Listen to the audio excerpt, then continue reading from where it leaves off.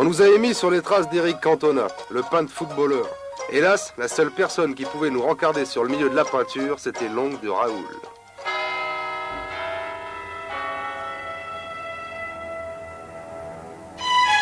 Ah, la femme romanienne, bonjour. Ah, monsieur Raoul, le maître m'a prévenu de votre visite. Vous pouvez me suivre. Allez-y, chef.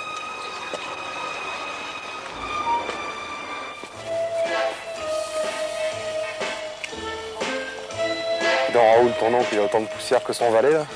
Ah, vous frappez pas. C'est un artiste. Vous verrez, il est un peu jobricot de temps en temps, mais il est marrant. Tiens, par exemple, depuis que je suis tout petit, il m'appelle la Rose du Bœuf. La Rose du Bœuf. Enfin, moi, ce qui m'intéresse, c'est qu'il nous file des renseignements sur Cantona. Ah bah ça, pas de souci, c'est un vrai cador. Cultivé, du goût, mais excentrique. Attention, chef, pour vous dire bonjour, il va vous mordre l'oreille. Et si vous voulez qu'il vous lâche, faut lui dire comme Bernard. Comme Bernard. Dis donc, ton oncle, il serait pas un peu de la tarlouse? Non, le maître a des ronds, beaucoup de coups. Et lui, il fait partie de la famille? Ah lui, c'est mon cousin Ralph, soldat. Ah, j'ai oublié, chef. Mon oncle, faut pas le contrarier, il est asthmatique. Mon oncle, tonton. Chut, silence.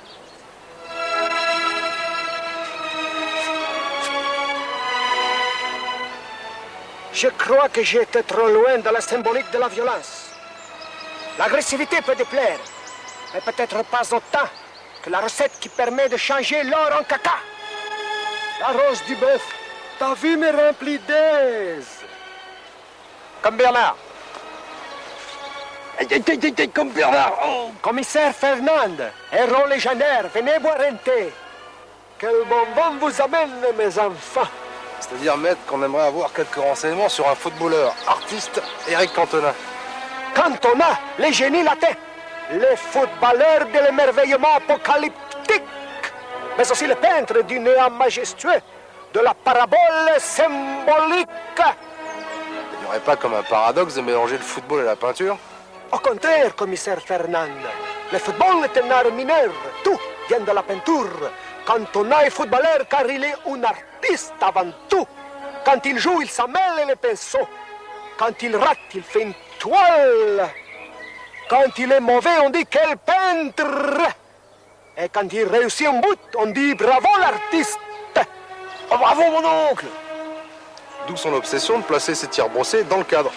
Remarquable déduction d'intelligence pratique élémentaire. Vous allez pouvoir apprécier les œuvres de Cantona.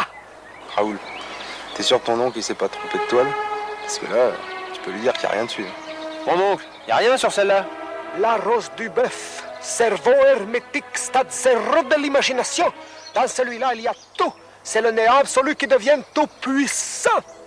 Il y a l'angoisse de Cantona, il y a la souffrance, il y a le but qui est déchiré dans sa virginité. Mais la plus belle œuvre de Cantona est celle-là. Maître, j'y connais pas grand-chose en peinture, mais le cadre est vide. Mais il n'est pas vide, il est plein. Il est plein de tout.